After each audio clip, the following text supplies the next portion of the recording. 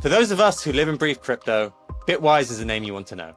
They've been in the game since 2017 and now manage over 10 billion in crypto assets across 30 different solutions. Index funds, Bitcoin and crypto, equity ETFs, on-chain solutions, you name it, Bitwise does it. But here's what I really recommend checking out.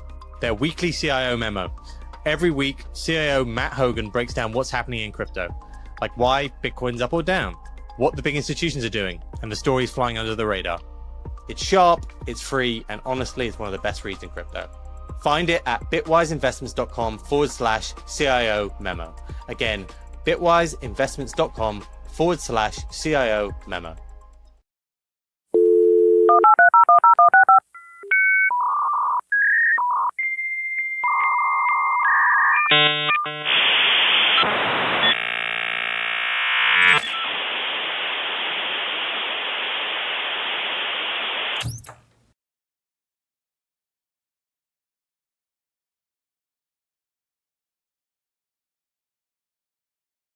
We're back again. It's another Friday where the market is not looking so good. Bitcoin comfortably below 100K right now. ETH, Solana, all the major L1s not having a great week. We've got Gmoney back on to kind of take things through. Obviously, we had him on, I think, last time when we were talking about ETH versus Solana versus Bitcoin, all that sort of stuff. They all seem to be lower now. So it would be good to get a refresh about where we all think the market is. But firstly, G, thanks for coming back on. I really appreciate your time. Yeah, thanks for having me. We always have great combos on here, so always excited. Yeah, it has been quite a week though, hasn't it? Not the easiest one to navigate. I think last week we actually did the show just for Real Vision users, and we had said that this 103K level on Bitcoin, which is like the 50-week moving average, which has kind of been held all the way since 25K, was the key level. It was held on Sunday, and now we've dipped quite a bit below that. We're now at like 96, 97K, although the market is bouncing as we go live, so maybe that's a good sign. I guess it probably still has till Sunday to kind of reclaim that level, but it has not been a great week for the majority of the L1s either. ETH touched around 3K. Solana got to around 140 area, maybe slightly lower, maybe 135, all before bouncing kind of in the last hour or two.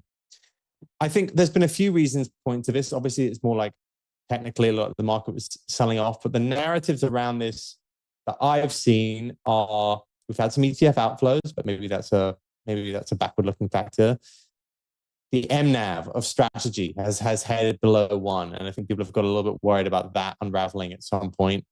We can maybe go into that, and then also just the general macro turnover. We've seen AI wobble. You know, the Nasdaq had a bad day yesterday, and there's been just a growing narrative that the spend, the capex spend on these chips has got to see some sort of return, and a little bit of worry around that. What's your take on all this, G? Do you think people are just getting too worried about this stuff, or do you think we are in for a little bit of a sustained weakness now? To be perfectly honest, I kind of feel like it's all macro driven, and it's really it's not necessarily like the crypto trade right now. I think it's probably just the AI trade. Like as you were making that intro, I typed up Nvidia's chart just to see what it's doing intraday, because I know it was gapping down pretty decent this morning, and I think that's where the overnight weakness came. But really, like a lot of this weakness started when Sam Altman said that we need a bailout type of thing. We need a federal backstop, that they walked back immediately. But that's where I think like a lot of these macro concerns started coming from, right? And I think like right now it's kind of like the risk on, risk off trade, where when I'm looking at prices right now, like I'm not even just I'm looking at the majors obviously, but I'm also like, well, what's the AI trade doing? What's Nvidia doing? Because that's, I think, kind of like the sentiment of risk and where we're at right now. And I think if you look at like positioning, since like April, I think if you were in the Magnificent Seven, you've done really, really well. And so part of it is probably just like managers trying to harvest gains, right? Hold on to P&L going into year end, and like instead of maybe waiting till December, maybe trying to lock in gains, especially as there's like questions around the AI trade. Um, and I think that's obviously like a really complex problem. I started tweeting about it, I think like a little, like about a month ago, of like just kind of like my thought process on, if you view AI CapEx spend as a national defense issue, then like we're there's no way we slow down, and it is ultimately backstopped by the U.S. government. Um, I think Sam Altman said the quiet part out loud, right? With that, and that's where people are like, wait, what? Like, there's a bailout coming from the AI sector. In reality, like there will be, right? Like I think if you look at it from national defense of like we can't lose to China, there's no way you can have some 6 month or 2 year AI capex spending bubble popping, because that will like put us infinitely behind in the AI race. But I think that like that trade is like it's long in the tooth, right? Like we've seen a lot of outperformance from the AI names, and I think people are just kind of like just trying to be a little more defensive, especially into year end. Yeah, I agree with you. I do think that there is this put, and he did say the quiet part out loud. I did think it's kind of ridiculous for him to make it though. I think because of they just turned themselves for a for profit, and they are spending way more than their revenue at the moment. So then to just assume that it's going to be there just seems a little bit, presumptive, I would say. And then to be calling for it, it's like you shouldn't be the one really calling for that. Like maybe at the policy level that should be called for, but you, who's clearly maybe doing the most risky stuff and been doing it to ingratiate yourself, seem like the wrong mouthpiece for all of that. It was interesting that the government shutdown did end this week, which is something that I thought would be seen as pretty positive for the market, and it was kind of brushed off. Like we had a brief rally. I think it was part of the reason why we rallied on Sunday, because there was suddenly a lot of optimism around that happening, the shutdown happening, and we kind of held on above 100K, and I kind of felt like that would be a moment for us to push on, but then very quickly, as the AI trade seemingly unraveled a little bit this week, crypto regained its correlation to it. There was a piece out by Wintermute, who are famously the bogeyman of the market, basically saying that crypto has had just a horrific correlation to stocks this year. When stocks go up, we don't rally, and when stocks go down, we go down. It's the worst correlation since 2022. Sentiment indicators for crypto are at the lowest since March, which is when we had the tariff tantrum, essentially. And it's a balancing act right now, I think, because I think even during that whole tariff issue, we did hold on to some of these longer term metrics, and now it does feel like a little bit of a turnover, and we have everyone talking about the 4-year cycle, and this would be the perfect time for us to sell off. So, which is a big belief of the market. I've always been of the view that we were gonna weather it, but I did say that like 103K level was going to be the level that I would turn around and look at stuff. So I did go a lot more defensive when we lost that middle of this week, and I am cautious now. I'm not sitting there going like I need to buy this. Whereas before, when I think we were holding it, I was like, well, I'm going to buy all dips.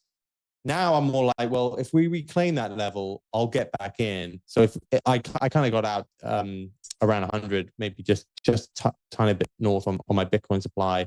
Not all of it, obviously, but I reduced, and I definitely reduced a lot of my altcoins. But now I'm just, the setup feels like you're buying the bounce, and rather than buying the trend. And I don't know if I love that for the market, particularly as macro seems to be selling off. Now, at the same time, sentiment is so bad. It is so bad that I don't think we're going down to like 80, 70 or anything sort of K. I think it could just be like just a weak chop almost, which is kind of what we've seen all the way since 123K. I just think it could be a bit more extended now.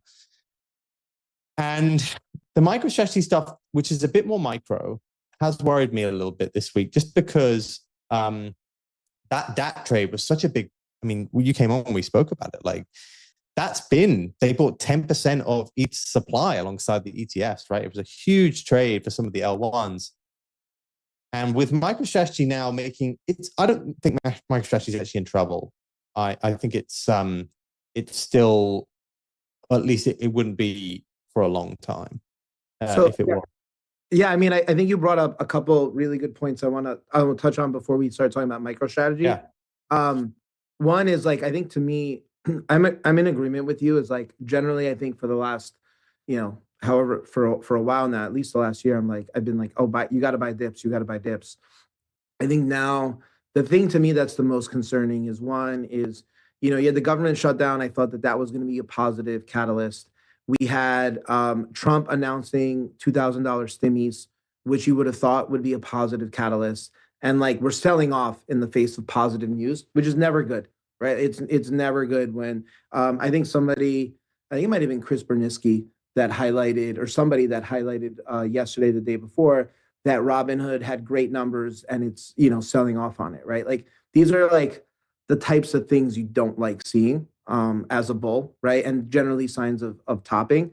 I think on the positive side, I will say I agree with you. Like sentiment has like never been more negative on the time. Like this feels like Bitcoin like 15K when FTX was blowing up a couple years ago. Like that's kind of what it feels like on the timeline. Mm. I will say that on the flip side of that, I was at the Cantor Fitzgerald conference earlier this week, and it was mostly institutional capital there, a lot of Wall Street funds and institutions that were at the very least crypto curious. And I think the difference there from a couple years ago, whereas when I'd be talking to people about crypto, 5 years ago or longer, I'd be getting laughed out of the room and they'd be like, this is a scam.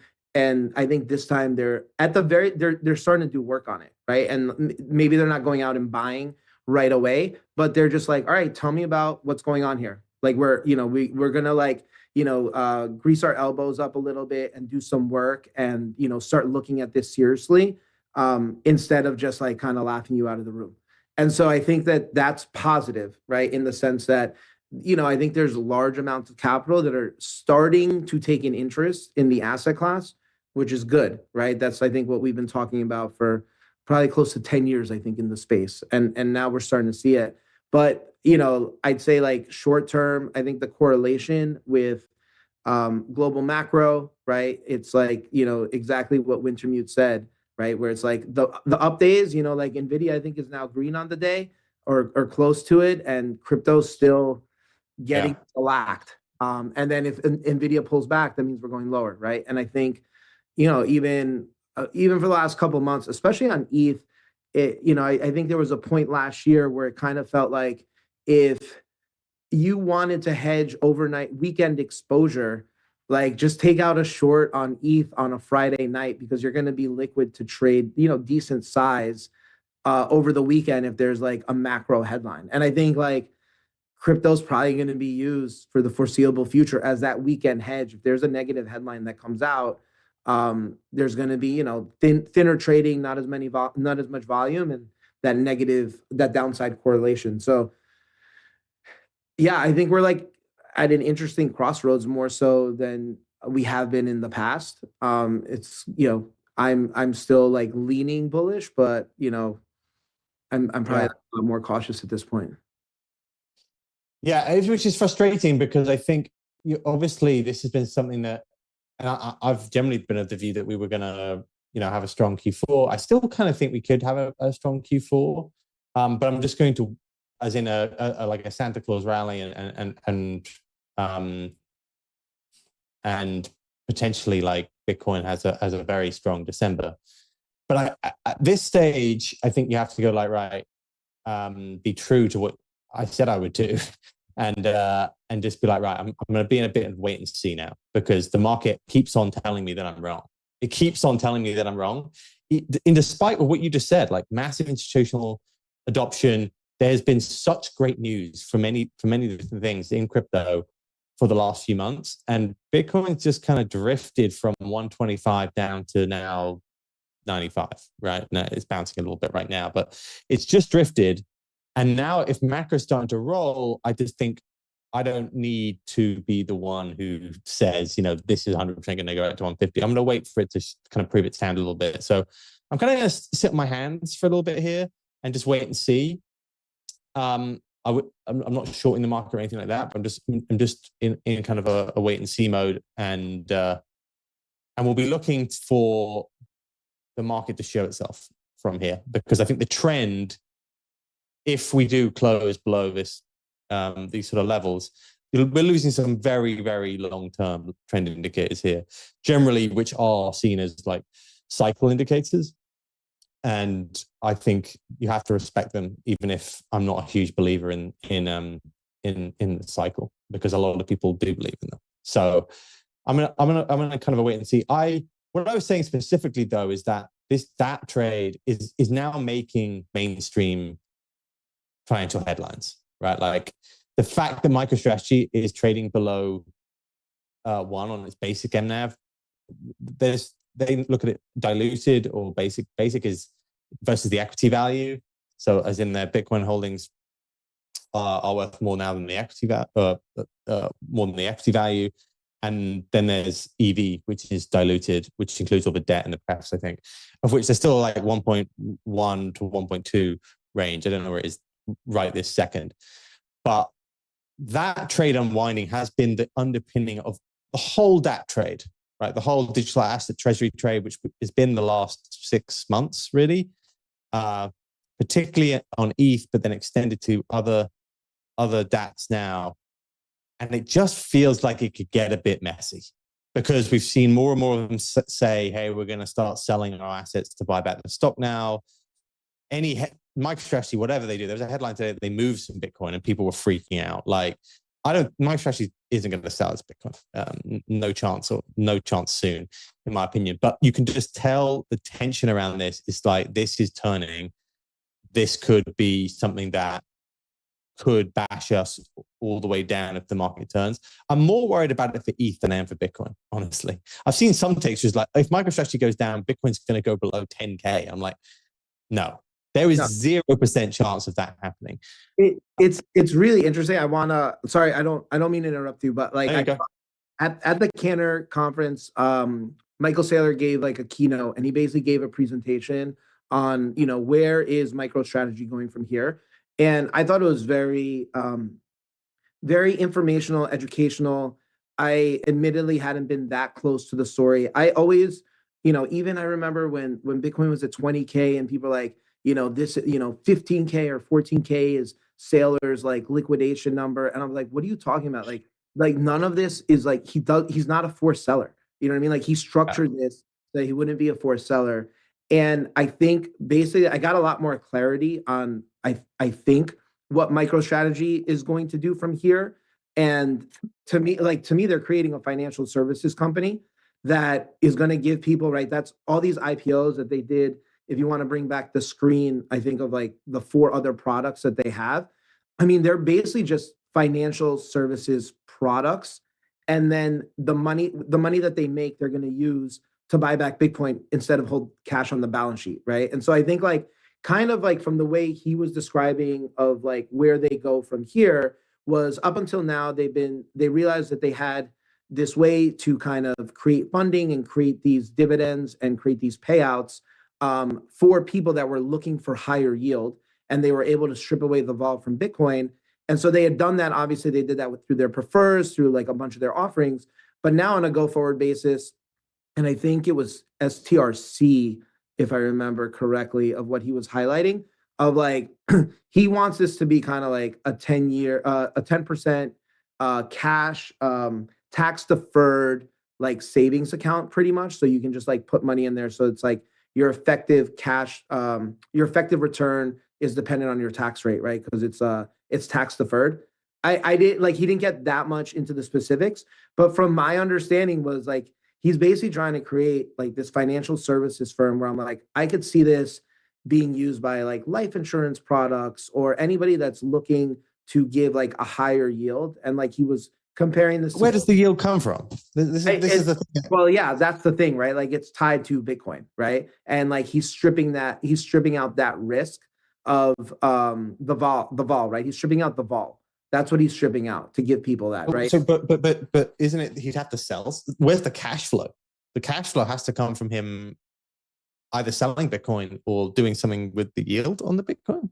I think So I think it's something on the yield side. He didn't get like that far into it, right? Like See, this is what I get like a lot of. It's like I agree he's a very good orator, but I think he has to be much more clear about what this is going to be for people, because there is now a cash flow associated with a lot of the assets that he's released. He's released the perps, and he's got some converts, although those are almost de minimis interest. I think some of them are even like zero, so very, very low.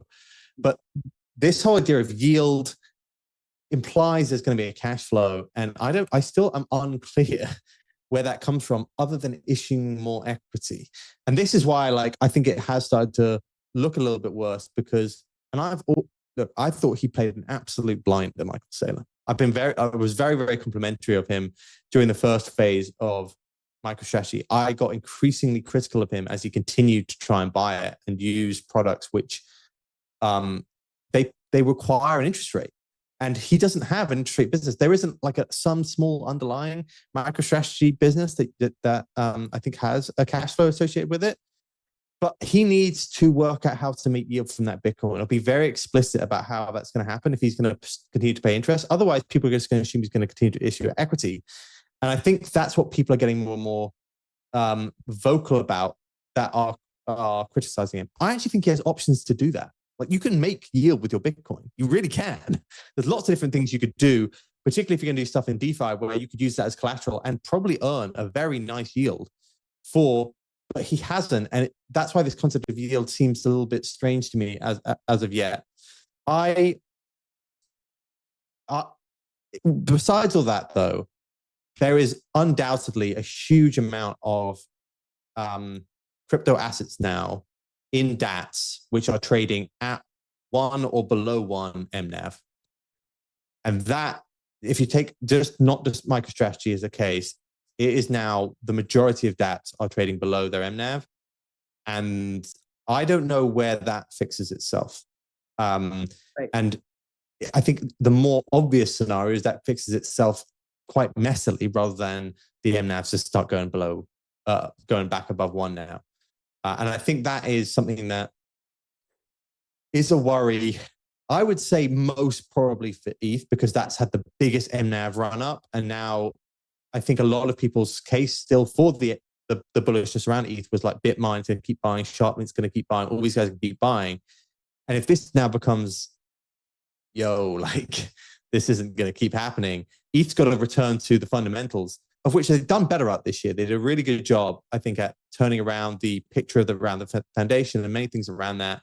Vitalik's been a much more vocal figure around various different bits. Privacy seems to be a stronger narrative. He's been very, very keen on pushing that as the future for ETH too. But that was shaky before the DATs. And right. I am worried about that now. I agree with you. I think in general, like, I think every single one, like, because each one of these DATs are like, they're different businesses, right? And they're going to be operated differently, and all of them are coming up with their unique value prop of why you buy my DAT over their DAT and whatnot, right? I think, like, to your point, like, I think the concerning thing about ETH is that if it wasn't for those DATs, where would ETH be right now, right? And so then if those buyers then become sellers, but like, I think, again, I think, yeah, I think if I look at like the two biggest buyers, right, which is, SBET and Bitmine, it's like Joe Lubin is obviously like Ethereum aligned. Like, I don't think you could probably get a more Ethereum aligned public equities CEO or chairman than him. And Tom Lee seems to be very Ethereum aligned as well, right? And so I think they're probably going to do anything and everything they can do to not be a seller, but also try to figure out ways to buy more, right? I don't know what that looks like, right? Like, I agree with that. I don't think those two will turn into sellers. Right. Like, I think we're not at that stage. It's more just the bid has clearly slowed down. Bitmine has kept buying. Bitmine, like MicroStrategy, still has managed to keep on to its MNAV above 1 largely, although the pace of its buying has slowed down. It's more just that slows, and then we come back to, like, is ETH now going to win the L1 narrative or be stronger in that narrative? And it does have, the stable coins, the DeFi adoption, the institutional adoption, which none of the other chains I really think can they come close with. They do on volume and throughput and things like that. But right now, ETH is still well ahead on a lot of those metrics. But it has been, and ETH has not had a great week because of that. I think the DAT trade is now going to be one that people are going to ask for a more clear resolution before that fixes itself. It's difficult on here, right? Like I hate selling or reducing my risk when the market has come down like 25% on Bitcoin, 20% on Bitcoin. And I think his viewers know I've been mainly in Bitcoin. I get, yeah. So like, I mean, I guess the question I have, and again, I'm sure, especially as I look at the top three holders of ETH, like, I mean, I would say that those three guys are not selling, or you know what I mean. Like, if anything, they're going to try to figure out how to buy more, right? All of them, and it's just like the question then becomes like, is there some sort of pref or convert or something that would be the worst? I would hate that. but, you know, but like I don't know, but like that's the thing is right, like it's terrible for the equity, right? Yeah. But like long-term good for the asset, right? Like in that they're not selling. So I don't know, like those are the decisions that obviously we're not privy to that they're gonna have to make, and you know they're gonna decide on what they want to do with that, right? Yeah, I think that is exactly what's going to happen. I don't think we're at a stage where any of them are going to sell. They all seem like pretty well capitalized. They've got very Ethereum aligned founders or people on the boards. And it feels as though that wouldn't be the case. The weaker ones, they actually don't hold that many assets. The headline is worse than actually the sale, if you know what I mean. Like if a smaller DAT has to sell like 25 to 50 million ETH, I don't think it really matters. Same with Bitcoin. We've seen a few of those headlines come out, and it's like that doesn't really matter that much. It's only if a big guy would. But I do think that the lack of buying is now going to be felt. It was interesting that with the government reopening, we did see a few ETFs start to launch. With XRP ETF launch this week, which actually saw decent volume. XRP has been one of the best top coins on the week. But the rest of the L1 narrative, it's almost like I don't even know if that's being announced for Solana now would be seen as that positive. Do you know what I mean? I think there was this idea that Solana was also now going to go through this ETF plus that narrative over the next 6 months. Well, it kind of feels like well one is like I feel like the Solana DATs that got announced over the summer, I feel like were so well telegraphed that everybody knew about them that people just front ran them and then just sold them all the soul at like higher prices, and like the pump wasn't even like as big as I think people expected. And it's just I think like the structure around that has just been different for some reason. Like I just not trying to hate on Sol or whatever. It just felt like that trade was just so telegraphed to people that the people that I know that like did well on it were just like, oh yeah, like you know, there's like I think there was like 2 or 3 big DATs coming out within like a 2-week time frame over the summer, and the best money was made on just like buying spot Sol or buying Sol on a perp, and just selling it, you know, whatever a week later or something, you know. Yeah, I agree that that Solana trade was the trade where it went up to like 220, 230 on that. And then as soon as they started getting announced, it actually started turning a little bit sour, although I guess the whole market did as well. It's more difficult for me to work out now how the rest of the L1 narrative, which was institutional adoption, not just from a corporate standpoint, hey, we're going to build payments on it. It was, we're going to build ETFs. We're going to build DATs around this. It doesn't seem as clean now. And I am cognizant of that. I'm saying some bearish stuff and the market is telling you it's bearish, but I don't think we're going that much lower. I'm not like some super bear that we're going down to, because sentiment is just so low. Right. But I guess question I have for you, Mando, because I on stage at this conference, Kyle was on stage and he was on a Solana DAT panel, and I think he said something like I think Forward Industries, ticker Forward, of Mm. which he is, I believe, the chairman of, or he's part of that is his entity that he's part of, is going to, or has plans, I think, within the next couple of weeks to tokenize their equity on Solana so that people can trade Yeah. it. I guess like my thoughts, and I'd love to hear like your opinion on it, is like, would that technically be good? Because it's like when you look at these treasury companies and you look at them as public vehicles, right? Like if mom and pop, Joe six pack retailer comes in, they're like, okay, well, I'm gonna buy this for my sole exposure, and like they decide that they wanted to go through with the that, and it trades below MNAV. There's no way for them to kind of like hedge that out. Like, would you think that maybe like having it tokenized means that then you now open that up to crypto capital to come in and be like, all right, well, like let's close that gap if and when like the bottom happens, right? Or when people are like willing to step in, whether that MNAV of like zero point 0.8 or zero point 0.5 or zero point 0.2, whatever that MNAV is, like I just don't know, right? Like I think because like I think some of the theories I think about it just like really high levels, like oh you'll get some people, some smart people in crypto that can like step in and be like, okay, well we're gonna play this thing, MNAV trading back higher or whatever, and kind of arb that out. But I don't know if that plays out, right? Like I'm super curious. It will. The next stage of this, if you're smart, is what is the cost of, like, let's say we need to wind up this stat. What would be the cost of that? Like, let's say on the dollar, let's say it costs us, 3 cents on the dollar to actually wind this whole thing up, 5 cents on the dollar, and this starts trading at 0.8, 0.7 on MNAV. Like, obviously, there's going to be a trade there, and then maybe an extension of that trade, which is actually we're also going to turn this around and we're going to put all the assets into DeFi and we're going to get a yield. And I can see that happening. I can definitely see that happening. We haven't yet seen that. Things have not traded at that much of a discount that would happen, but I do think we will see that. That's for sure. Which is why, like, you can't, particularly even with the big ones, you can't get unbelievably bearish. Like, not many of them were actually financed using debt. The majority of them were financed using equity, which I think is a good thing, because there's no like upcoming maturities for large bits of them, or like ongoing interest costs or anything like that. So I think that's one of the benefits about how this was done. It was just, there were just some very bad decisions made on the stock market essentially around some of these, rather than like the assets need to go through some horrific bankruptcy or anything like that.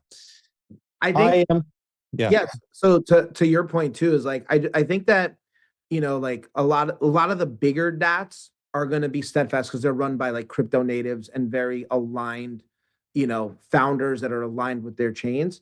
I think the concern is probably like around these, companies that have pivoted to crypto when it made sense, and now they're like, oh well, like, do we want to be involved in this? Like, let's just go back to holding cash, right? And it's like that to me is probably like where the bigger risk is, right? If they're like, all right, well, let's just like sell the crypto because we want to support ultimately the share price.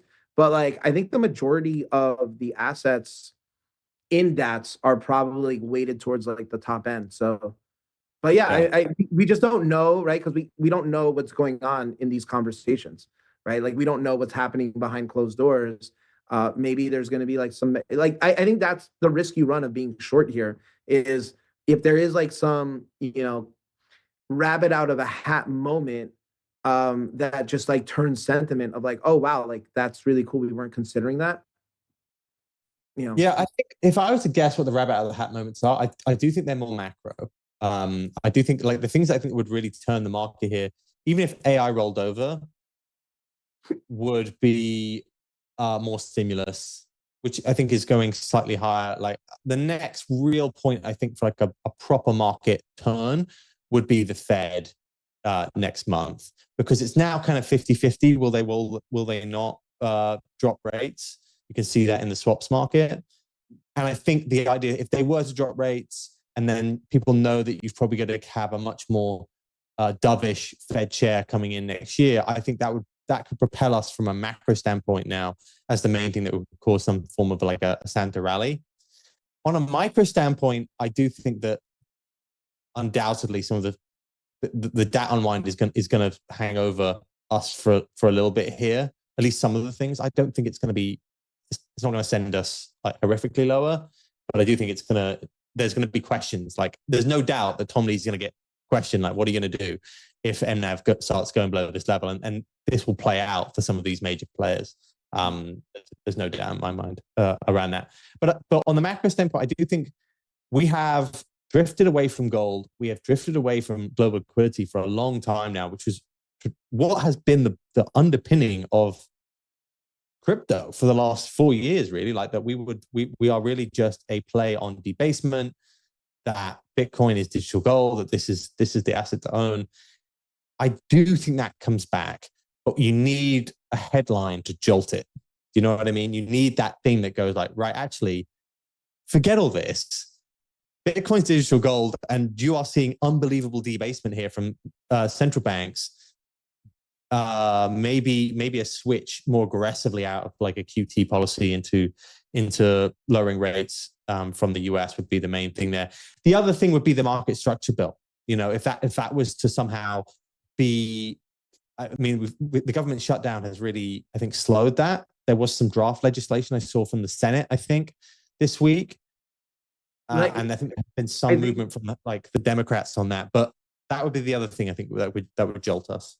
Yeah, I think the question comes down to whether, I know, listen, there were a couple elected officials that were at the conference earlier this week, and they're like, we would like to get this signed before the end of the year. So, whether or not that happens, obviously we got pushed back about, what was it, 40 days or something, because of it. So, maybe it could be something like that maybe a surprise signing before the end of the year. Whatever it is, I think Polymarket had it still like sub 40% or something earlier this week. So yeah, I mean, I agree with you.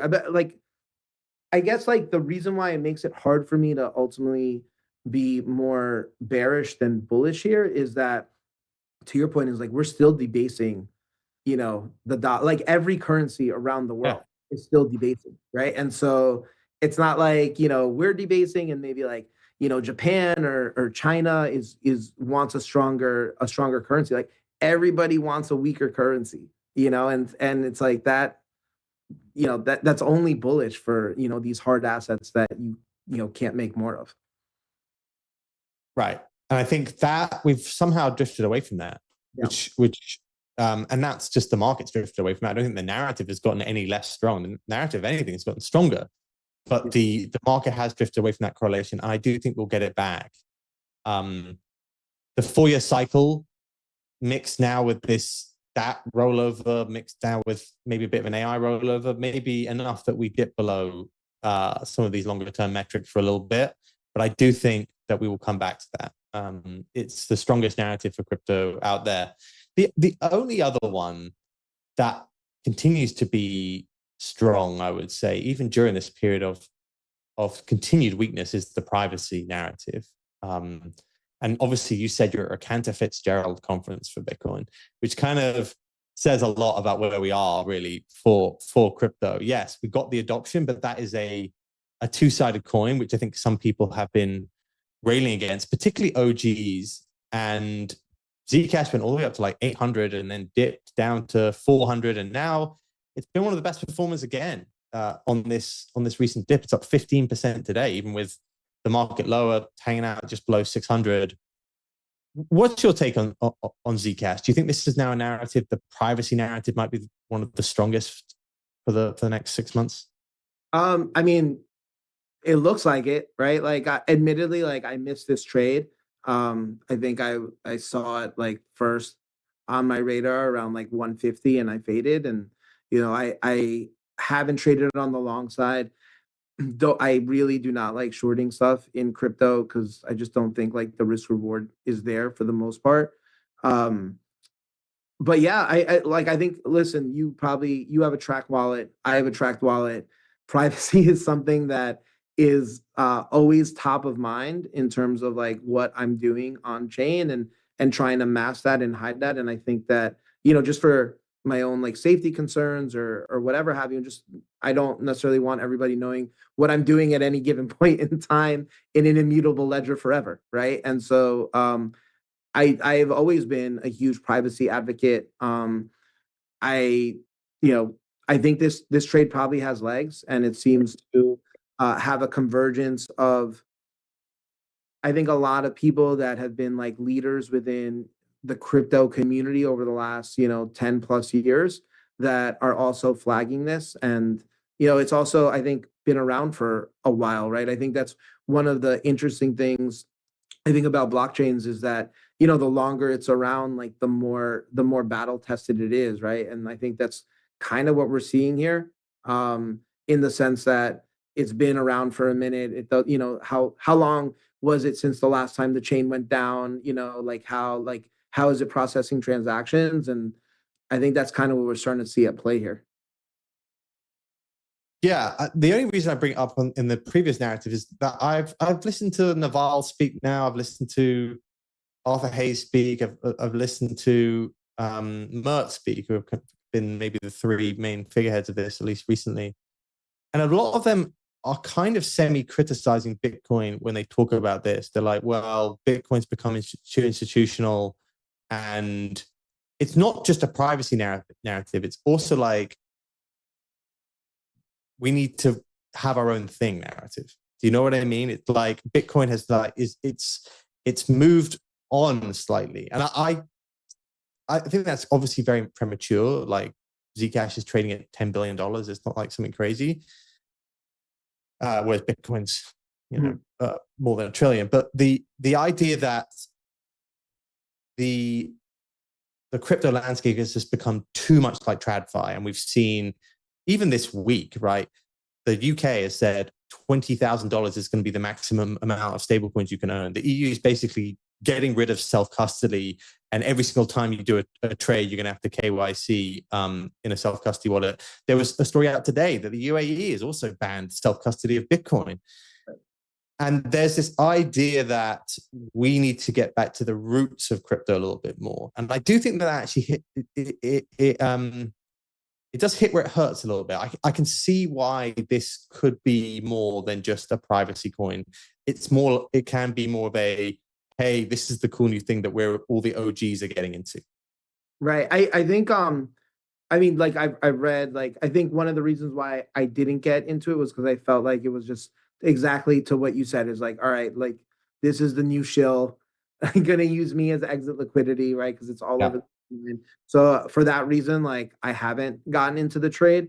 But I do think that like it's definitely needed, right? I think when you start seeing those types of regulations, but like also it's like I'm not technical enough, so I can only go off what other people who I think are technical, who I trust, are saying, is like it's not even like privacy first, right? Like I think it's like you kind of have to put the settings. You have to elect it. Yeah, you have to shield it yourself. Yeah, and it's like it's not even private per se, right? It's not privacy default. And so it's like, is there better? Because the tech is also whatever, 10 years old at this point, right? So it's like, is there better tech that makes more sense that's come out over the last couple of years? I think that's one of the things that I always try to think about in all of my frameworks, whether it's like Ethereum or Zcash or Bitcoin or whatever, is, is this Lycos, right? Like Lycos was the #1 search engine in 1997, doesn't exist today. And that's one of the things I always just try to think of. And, admittedly, like always scares me with ETH, like, is this fucking Lycos, right? And, I hope it's Google and not Lycos. It's one of my hypotheses about crypto, though, is that, it feels very new right now. But, when we see these headlines of OG Bitcoiner comes to sell $10 billion, it's kind of palatable because it's still kind of cool that like we were around and we missed it at that time. In like 15 years, when Gen A like start to look at this stuff, it's not going to be cool to buy what the boomers are buying. Do you know what I mean? It's going to be like, why can't we just make our own version of this? Do you know what I'm kind of saying? That I think that there is something to be said about when it becomes too institutional and people have made too much money from it, it loses that cool factor, that like anti-establishment factor, which crypto definitely had. And I can see that as like the foundations of like a longer term issue with crypto in like 20 years, that Lycos narrative. Gold's been around for a long time. So, but the public nature of somebody going out and just selling 20 billion and being like, oh, that guy mined it back in 2010. It's like, it leaves a bad taste in your mouth, I think.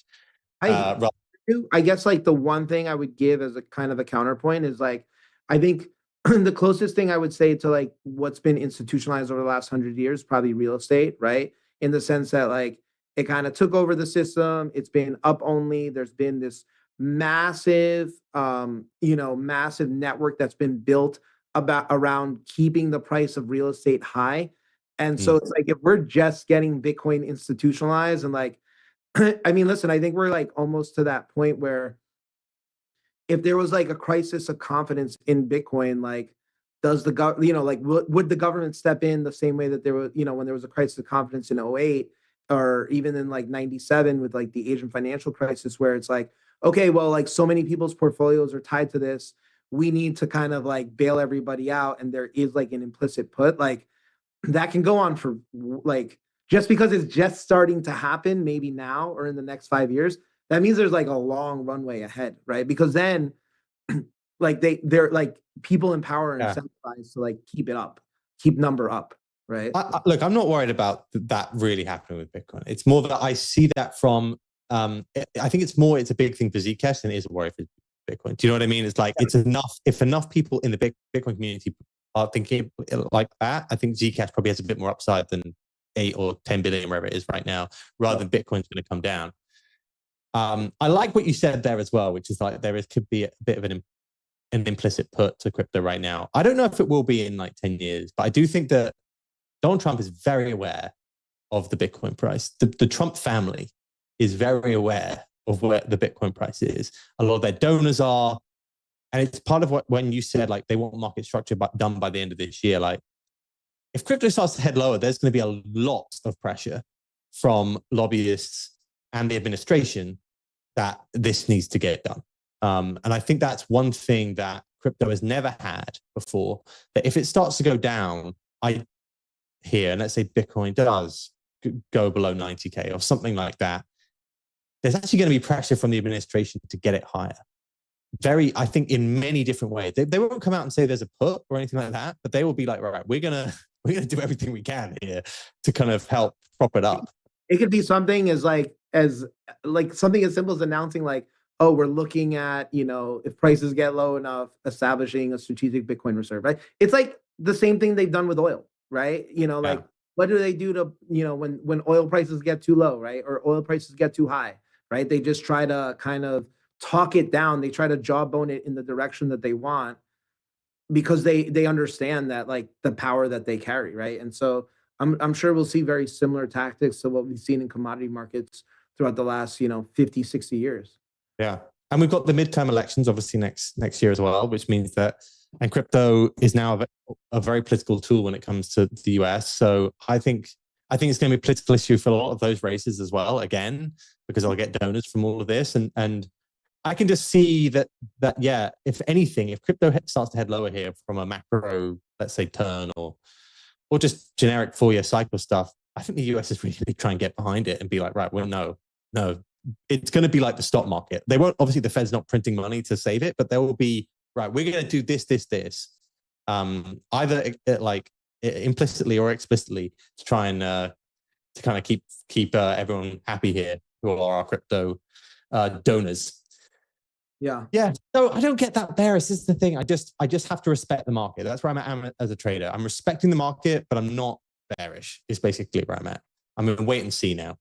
I'd say I'm probably in the same position. I think whenever I've been chatting with people on like the 4-year cycle and that we've topped, I'm like, I get the points that you're making, but it makes it really hard for me to say, this is it, when this is the first time we've had a pro crypto administration that fully understands the value of, even, let's say, like Trump knows that there's a high probability that the second he leaves office, he could get debanked, right? So that's why he's, for that simple fact alone, he's going to be super pro crypto, because the more crypto is integrated within the financial system, the better off, the higher, the less probability he has of getting fully debanked, in, let's say, if there's political warfare, lawfare down the road.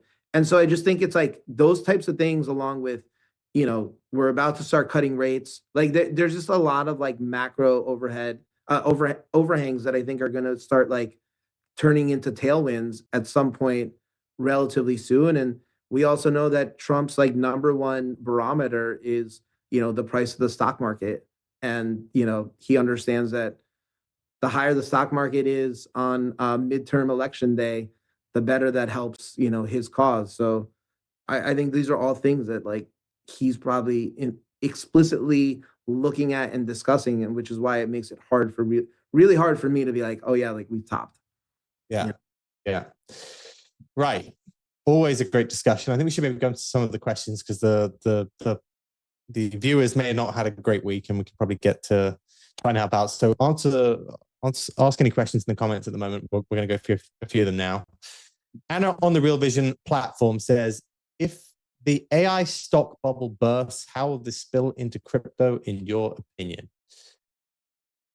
Maybe I'll take that. I think you have to understand that the AI trade has actually underperformed pretty much all of global markets for the last 2 years. Like the US stock market is now huge compared to the other stock markets, and these certain stocks are a huge bit of that market cap as well. So I think it will just have a generic contagion to all markets if we start to see a big dip in just the market cap of global equities on the back of these sort of dipping. In terms of explicit things around crypto, I think it's less so. Obviously, we have seen some merging between AI and crypto, although that trade has largely been a little bit disappointing, I would say. It's not like there's it's not like the number one coin in crypto is an AI related coin, really. So for now, I think it wouldn't really affect the long-term payment rails, AI agent stuff in any sort of way. I think for now, it's just these guys have bought a unbelievable amount of GPUs, and there are questions about whether they're being used completely or in the right ways to actually generate a return on them. I don't think that's really a crypto question. It's more just a market cap question. I don't know if you have anything else on that, G. Yeah, I would just think that one is I do think there's obviously a ton of correlation in the sense that it's just the risk on trade, right?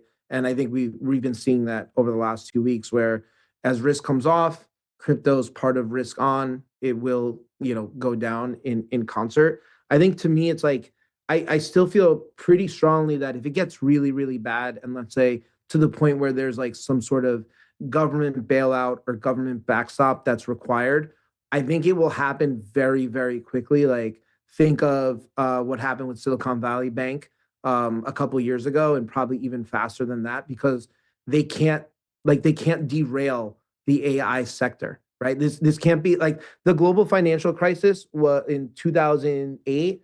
Like it started in 2007 when Countrywide blew up, and it ended when Lehman blew up in 2009. It was a 2-year thing. And so I think that like this would be like something that would have to get resolved very quickly. So it could be very painful and like be like, a big drawdowns across the board, because anywhere you're talking about bailouts, like you have to be talking about, equity holders possibly going to zero and stuff like that. But like, I think it would be resolved very quickly because I think the government understands that, and any delay in this, like depending on who you talk to, we're either slightly ahead of China or behind China in terms of the AI race, right? And so, you can't lose any time, especially in something as important as this. And I just think there will be like high correlations, but then also, if an issue gets resolved or like that overhang is lifted, I think like hopefully we start seeing like the risk on trade outperform very nicely.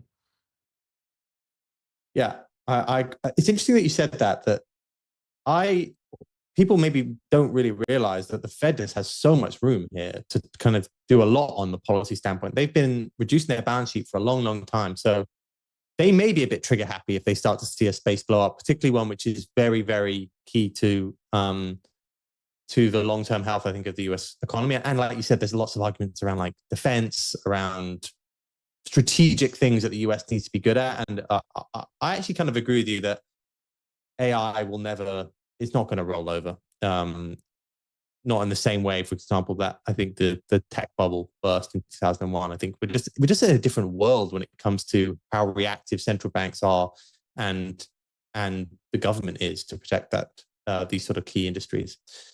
Yeah. Also, one thing I want to highlight that it's funny because these headlines obviously were hitting again earlier this week. I had a chance to catch up for a couple minutes with one of the founders from USD AI, which provides financing against GPUs.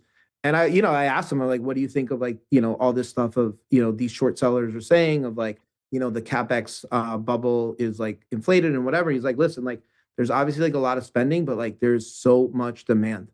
There's so much demand. He's like, I don't see this like popping anytime soon, right? And we'll see it.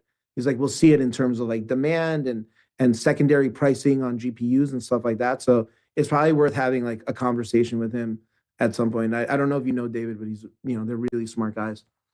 You know what? I actually completely agree with that. I don't think we're actually going to see a top it really in the hardware. That's kind of, I think it's more, what I would be more worried about is in the companies, the Mag 7 that I've really just been buying them. Right. And Yeah. now It's like there's no return. ROI. Yeah. Like no ROI on it. Yeah. Yeah. And that can obviously be a loop where people say, well, if there's no return, then they won't buy that more. But I actually think they're just going to keep buying them. It's just going to be a question about whether they get return on them. Also, the Mag 7 businesses, people think they're just AI businesses now. Like, you should look at the free cash flow of someone like Google, Apple, Facebook. Like, these are monsters of organizations which have had massive cash piles, which they have had no idea what to spend it on for many, many years now. Like, they can afford to take these bets. Now, they've been rewarded to take these bets so far, but the idea that they're suddenly going to run out of cash and need a bailout, it's kind of, you need to have a look at Google's balance sheet before you start getting worried about this sort of stuff, or Meta, or any of these major, the previous SaaS companies. They're all doing pretty well. Well, I think it was Zuck said it this week or last week, right? Of like, we make a lot of cash. Like we have no cash flow. Like, the free cash flow yield of these businesses is insane. Anyway, okay, Ludwig, I think I'm saying that right, on the RV platform on DATs. Don't you think hedge funds, etc., are not already positioned for short trade on DATs? Just came out of the Bitcoin conference in Amsterdam. And the sense I get is that DATs have many other opportunities ahead of them. Some banks already give 30% lending value. I think smart DATs will do smart things with the assets, particularly L1s, like ETH ones or Solana ones. Like, you can, with that much Solana, a DeFi protocol will pay you to basically jump up their TVL and use that to do various different things, which other people can do for like borrowing, lending, and you could probably earn a decent amount of it if you're smart. At the same time, I don't think people are short them. I don't think hedge funds, you can really short them in any sort of decent size. Like, this isn't these aren't massive stocks. It's more just in the sense of like the S&P 500. None of the major DATs are even close to that, apart from Strategy, which is, was borderline getting, I think, into the S&P, but all the other ones, particularly the ETH ones, like then we're talking about low billions. We're not talking about tens of billions, and it's very, very difficult to imagine that they would. So I don't think people are short them. But I also think that they can probably do things to make equity value with them. I don't know if you have a view on that too, G. Yeah, no, I tend to agree with the things you're saying, and I think in the conversation I've had with different like DATs or going down the rabbit hole on some of them, like each one has like a different strategy of how they plan on doing shareholder value. And listen, like I think a lot of these people have come into started these DATs with their eyes wide open, right? Like they know, like, there's that initial pump and like, great. And then it's like, now what? Right. And I think we're in that now what phase. And I think it'll just take time, right? Like that's the thing about when things happen, especially in the regulated space of the real world, is like, you can't just be like, throw out a Twitter post and be like, this is what we're going to do. Right. It's like, you have to get the agreements in place, make sure that of all things, first and foremost is like custody and having things secured, because it's not just like whipping stuff around on chain in a hot wallet, right? And then also like clearing stuff through, the SEC and things like that. So, these things don't happen overnight, even though I'm sure they've been working on a lot of these things for a while now of trying to figure out, okay, where and how do we get value accrual for shareholders beyond just holding the underlying asset. Yeah. Yeah, I agree with that. Westerland on the RV website, thoughts on Plasma. I believe it was mentioned in a previous episode around the Asta launch. Looks to have built decent support, in my opinion. Yeah, this did come out around the same time as Asta, and it was the tether-backed neobank. This neobank narrative has stayed with us, and you have a few different people now talking about it. XPL, it did feel as though the tokenomics post-launch became very clear that they were going to have very high emissions as incentives for the yield on the chain. And the neobank narrative has definitely become a bit, like I said, there's more people in it, and Tether has been backing more and more chains. So it's become maybe less of a unique narrative. My general sense on like, is that something I want to own right now? Probably not. I'm kind of always of the view that, which I think kind of Raoul also speaks about, is like you kind of want to be in the best asset at all times, particularly when it comes to altcoins. I'm not a big fan of just like buying bottom charts in altcoins, because you can be bottom for a long time and sometimes they can continue to go lower. So for me, at this point in the market, that's not something that I would focus on. If I was focusing on any altcoin right now, it would be Zcash. Other than that, I'm waiting for Bitcoin to go back above 100K, 103K. Yeah, I haven't been that close to the XPL story here, but like just looking at the chart is like you probably have some time before it actually bottoms, and you'll have an opportunity to buy it at some point. I don't know if it's maybe slightly higher from here or slightly lower. But yeah, I know there was a lot of hype and and fandom around the launch, and obviously it hasn't been performing as well as people wanted, but this has also been a really weak market and it's been a tough market. Yeah, I agree with that. And then finally, we had Sebastian on Real Vision. Guys, do you think the selling is institutionally caused? No, I don't think it's institutionally caused. I actually think institutions have been the buyers. I think the selling has been more OG Bitcoiner caused. You can see that from the flows. Institutions have been buying these bags. Yes, we had some outflows from the ETFs this week, but largely you've had buying from the ETFs and from DATs this whole period. So this is not the institutions selling. This is the institutions buying in the face of, I think, a 4-year cycle, and now mixed with a bit of a macro sell-off. Yeah, and I think to highlight that, you can just take a look at the way sentiment is on crypto Twitter.